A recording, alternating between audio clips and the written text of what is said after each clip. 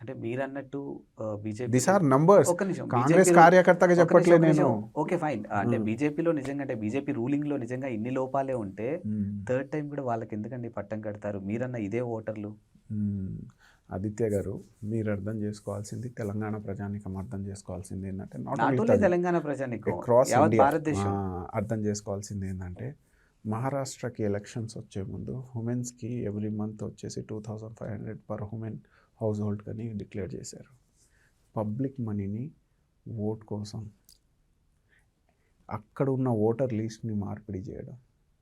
మేము అధికారంలో కర్ణాటకలో ఉన్నాం కాబట్టి ఒకటే ఇంట్లో 150 మంది ఉన్నారు, 70 మంది ఉన్నామని ప్రజల ముందు పెట్టాం, ప్రెస్ కాన్ఫరెన్స్ పెట్టి. రైట్, వీళ్ళు special intensive review SIR concept తీసుకొచ్చి ఉన్న ఓట్లను డిలీట్ చేసి వీళ్ళకి ఫేవరల్గా ఒక ఏరియాలో కొన్ని మేజర్ ఓట్లు ఉన్నాయని ఓట్లు వేపిస్తున్నారు. పబ్లిక్లో పెట్టాము, ఇది పబ్లిక్ డొమైన్లో ఉంది. బీహార్లో చూడండి, మొన్న పర్ యానం వచ్చేసి ప్రతి ఒక్క మహిళకి హౌస్ హోల్డ్కి వచ్చేసి 12,000 to 15,000 ఒక పాలసీ తీసుకొచ్చారు.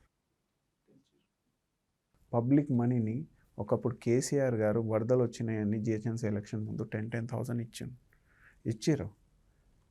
అంటే పబ్లిక్ మనీని they are using for their political gain, సత్తా హాత్ మే రఖనే కే లియే.